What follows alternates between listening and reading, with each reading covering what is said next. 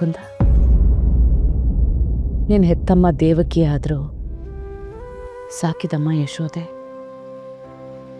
ಕೊನೆಗೊಂದಿನ ನಿನ್ನ ಸ್ವಂತ ಅಮ್ಮನ ಸೇರ್ಕೊಂಡೆ ಅಲ್ವಾ? ಆದರೆ ನನ್ನ ನೋಡು, ಇಷ್ಟು ವರ್ಷ ಆದರೂ ಮಗನ ಸುಳಿವೇ ಇಲ್ಲ. ಒಂದಲ್ಲ ಒಂದಿನ ಅವನು ನನ್ನ ಜೀವನಕ್ಕೆ ಬಂದೇ ಬರ್ತಾನೆ ಅಂತ ತವಕಿಸ್ತಾ ಪ್ರತಿ ರಾತ್ರಿ ಕಣ್ಣು ಮುಚ್ತೀನಿ. ಮತ್ತೆ ಬೆಳಕಾಗತ್ತೆ. ಅದೇ ಜನ, ಅದೇ ಹೋರಾಟ, ಅದೇ ನೋವು ಮುಂದುವರಿಯುತ್ತೆ. ಆದರೆ ಮುಕುಂದ, ಇವತ್ತೇನಾಯ್ತು ಗೊತ್ತಾ? ಹಾಸ್ಪಿಟ್ಲಿಗೆ ಕರ್ಣನ್ ನೋಡೋಕ್ಕೆ ಅಂತ ಹೋದೆ. ಒಂದೇ ಒಂದ್ಸಲಿ ಅಲ್ಲಿ ಹೋಗಿ ಕ್ಷಮೆ ಕೇಳ್ಬಿಟ್ಟು ಬರೋದಷ್ಟೇ ನನ್ನ ಉದ್ದೇಶ ಆಗಿತ್ತು. ಆದರೆ ಅವನ ಕೈ ಹಿಡ್ಕೊಂಡಾಗ ನಾ ಕರಕ್ಕೆ ಹೋಗ್ಬಿಟ್ಟೆ. ಆ ಭಾವನೆಗೆ ಏನಂತ ಹೆಸರಿಡಬೇಕು ನನಗೆ ಗೊತ್ತಿಲ್ಲ. ತಾಯಿ ಹೃದಯ ಮಿಡಿಯೋದು ಅಂದರೆ ಇದೇನಾ? ಅದು ಗೊತ್ತಿಲ್ಲ. ಆದರೆ ಮುಕುಂದ, ಇದೆಲ್ಲ ಕರ್ಣನ್ ನೋಡಿದಾಗಲೇ ಯಾಕೆ ಆಗ್ಬೇಕಾಗಿತ್ತು? ನನ್ನ ಮಗ ಇದ್ದಿದ್ರೆ ಕರ್ಣನ್ ಥರನೇ ಇರ್ತಿದ್ದ ಅಂತ ಅನ್ನಿಸ್ಬಿಡ್ತು. ನಾನು ಹುಟ್ಟಿದ ಭಾವನೆ ಸರಿನೋ ತಪ್ಪೋ ನನಗೆ ಗೊತ್ತಿಲ್ಲ. ಆದರೆ ಅದೆಲ್ಲ ತುಂಬ ಚೆನ್ನಾಗಿತ್ತು. ಅಲ್ಲಿ ಹೋಗಿತ್ತು, ಕರ್ಣನ್ ನೋಡಿದ್ದು, ಕೈ ಹಿಡ್ದಿತ್ತು, ಎಲ್ಲ ನಿಜ. ಆದರೂ ಕನಸಿನ ಥರ ಅನ್ನಿಸ್ತಾ ಇದೆ. ಏನೋ ಸಿಕ್ತು ಅನ್ನೋಷ್ಟರಲ್ಲಿ ಎಲ್ಲನೂ ಕಳ್ಕೊಂಬಿಟ್ನೇನೋ ಅನ್ನೋ ಭಾವ ಬರ್ತಾ ಇದೆ. ಯಾವತ್ತೂ ಇಲ್ದಿರೋ ತಳಮಳ, ಸಂಕಟ ಯಾಕಿವತ್ತಿಗೆ ಆಗ್ತಾ ಇದೆ? ಹೆತ್ತ ಮಗನ ಹುಡ್ಕೋ ಈ ತಾಯಿ ಕಣ್ಣೀರಿಗೆ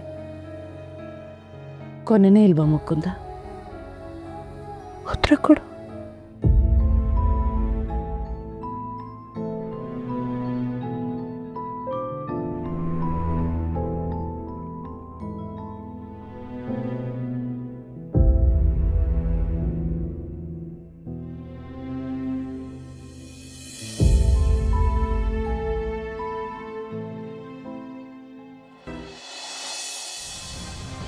ಮತ್ತೆ ಯಾಕೆ ಬಂದೆ? ನಿನ್ನಿಂದ ನನಗೆ ಯಾವ ಸಹಾಯನೂ ಬೇಕಾಗಿಲ್ಲ. I am really sorry. ನನ್ನಿಂದ ತಪ್ಪಾಗಿದೆ ಸೀತಾ. ಅದನ್ನು ಒಪ್ಕೊಂಡು ಕ್ಷಮೆ ಕೇಳೋಕ್ಕೆ ಅಂತಾನೆ ಬಂದೆ. ಕೇಳಾಯ್ತಲ್ಲ, ಹೊರಟು. ನನ್ನ ಮಾತನ್ನು ಒಂದೇ ಒಂದು ಸಾರಿ ಕೇಳಿಸ್ಕೋ ಸೀತಾ. ಇನ್ಮೇಲೆ ನಿನ್ನ ಆರ್ಡರ್ಸ್ನ ಮೀರಿ ಬೇರೆ ಯಾವ ಎಕ್ಸ್ಟ್ರಾ ಕೆಲಸನೂ ಮಾಡಲ್ಲ. ಆ ನಂಬಿಕೆ ನಾನು ಕೊಡ್ತೀನಿ. ನಂಬಿಕೆ ಅನ್ನೋದು ಗಾಜಿನ ಥರ.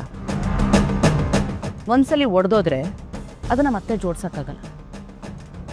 ಜೋಡಿಸಿದ್ರೂ ಬಿರುಕು ಕಾಣಿಸುತ್ತೆ. ಸೀತಾ, ಆ ಥರದಲ್ಲಿ ನಾನು ತಗೊಂಡಿದ್ದ ನಿರ್ಧಾರ ಎಷ್ಟು ವಿಕೋಪಕ್ಕೆ ಹೋಗುತ್ತಂತ ನಾನು ಅಂದ್ಕೊಂಡಿರಲಿಲ್ಲ.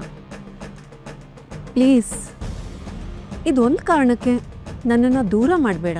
ನಿರ್ಧಾರ ತಪ್ಪಾಗದು ಬೇರೆ, ಪ್ರಮಾದ ಆಗೋದು ಬೇರೆ. ಇದರಲ್ಲಿ ನೀನೇನು ಮಾಡಿದ್ಯಾ ಅಂತ ನಿನಗೆ ಚೆನ್ನಾಗಿ ಗೊತ್ತಿದೆ ಅಲ್ವಾ? ಜೀವ ಕೊಡೋ ಶಕ್ತಿ ಇಲ್ಲದೆ ಇದ್ದಾಗ ಜೀವ ತೆಗೆಯೋ ಹಕ್ಕು ನಿನಗಿರೋದಿಲ್ಲ. ಆ ಥರ ನಂದಾರಿನೇ ಬೇರೆ, ನಿಂದಾರಿನೇ ಬೇರೆ. ನಮ್ಮಿಬ್ರಿಗೂ ಮ್ಯಾಚ್ ಆಗಲ್ಲ.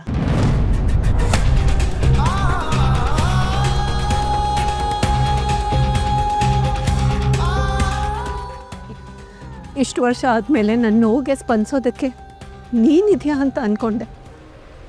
ನಮ್ಮಿಬ್ಬರ ದಾರಿನೂ ಒಂದೇ, ನೋವು ಒಂದೇ ಅಂತ ಅಂದ್ಕೊಂಡಿದ್ದೆ. ಆದರೆ ಈಗ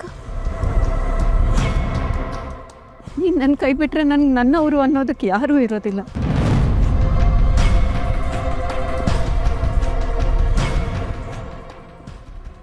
ಸರಿ ಬಿಡು, ನಿನಗಿಷ್ಟ ಇಲ್ಲ ಅಂದಮೇಲೆ ನಾನು ಹೊರಡ್ತೀನಿ.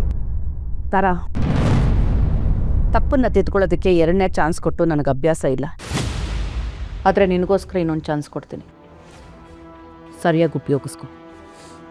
Sure Sita, thank you so much. ನೀನು ಹಾಕಿದ ಗೆರೆನ ನಾನು ಯಾವತ್ತೂ ದಾಟಲ್ಲ. Believe me. ನನಗಿದೆಲ್ಲ ಇಷ್ಟ ಆಗೋದಿಲ್ಲ. No problem. ತಾರಾ, ನನ್ನ ಉದ್ದೇಶ ಏನು ಅಂತ ನಿನಗೆ ಚೆನ್ನಾಗಿ ಗೊತ್ತಿದೆ. ಮತ್ತೆ ಮತ್ತೆ ಹೇಳಬೇಕಾಗಿಲ್ಲ ಅನ್ಕೋತೀನಿ. ಆ ಕೆಲಸ ಮಾಡಿ ರಿಸಲ್ಟ್ ತೋರಿಸು ಸಾಕು. ಒಂದು ಉಪಾಯ ಸೋತ್ರೆ ನನ್ನ ಹತ್ರ ಇನ್ನೂ 100 ಉಪಾಯ ಇರುತ್ತೆ. I will be back.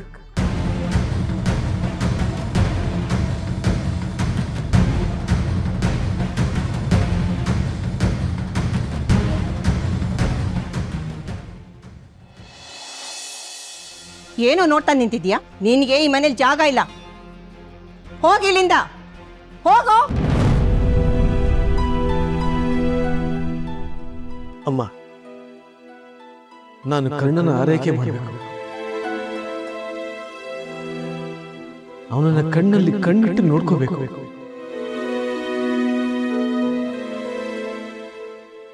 ದಯವಿಟ್ಟು ಬೇಡ ಅಂತ ಹೇಳ್ಬೇಡಮ್ಮ. ಕರ್ಣನೇ ನನ್ನನ್ನು ಕ್ಷಮಿಸಿದ್ದಾನೆ. ನಾನು ನಿಜವಾಗ್ಲೂ ಬದಲಾಗಿದ್ದೀನಿ. ಕರ್ಣ ಸರ್ ಮನ್ಸು ಅಂತದು. ಇವರು ಎಂತ ಕಟಕರನ್ನು ಕ್ಷಮಿಸ್ತಾರೆ. ಇವ್ರ ಜಾಗದಲ್ಲಿ ಬೇರೆ ಯಾರೇ ಇದ್ದಿದ್ರು ನಿಮ್ಮನ್ನ ಜೈಲಲ್ಲಿ ಕೊಳೆಯೋ ಹಾಗೆ ಮಾಡ್ತಿದ್ರು. ಕ್ಷಮಿಸೋದು ಇವ್ರ ದೊಡ್ಡ ಗುಣ. ಆದ್ರೆ ನಾವ್ಯಾರು ಖಂಡಿತವಾಗ್ಲೂ ನಿಮ್ನ ಮಾತ್ರ ಕ್ಷಮಿಸಲ್ಲ. ಕರ್ಣ ಸರ್, ಇನ್ ಮುಂದೆ ನೀವು ಇವ್ರನ್ನ ಅಪ್ಪ ಅಂತ ಕರಿಬಾರ್ದು. ಇವ್ರ ಜೊತೆ ನೀವು ಮಾತು ಆಡ್ಬಾರ್ದು. ಹಾಗಂತ ನನಗೆ ಪ್ರಮಾಣ ಮಾಡಿ.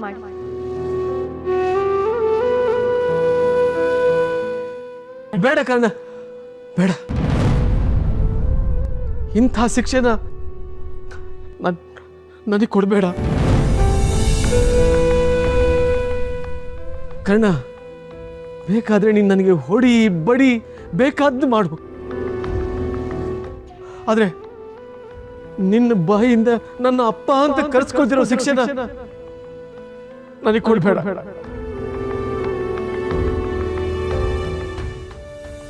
ನೀವ್ ಹೆಸರುಗಾದ್ರೂ ಇವ್ರ ಅಪ್ಪನ ಒಂದೇ ಒಂದು ಕಾರಣಕ್ಕೆ ಇಷ್ಟು ದಿನ ನಿಮ್ಮ ಮೇಲೆ ಕಿಂಚಿತ್ ಗೌರವ ಇತ್ತು. ಈಗ ಅದೆಲ್ಲ ಸತ್ತು ಸರ್ವನಾಶ ಆಗಿದೆ. ಕರ್ಣ ಸರ್, ನೀವೇ ನಿಮ್ಮ ನಿರ್ಧಾರನ ಹೇಳಿ. ಇನ್ಮಂದಿರ ಜೊತೆ ಮಾತಾಡೋ ಅವಶ್ಯಕತೆ ನನಗಿಲ್ಲ. ನಾನು ಮಾತಾಡೋದು ಇಲ್ಲ.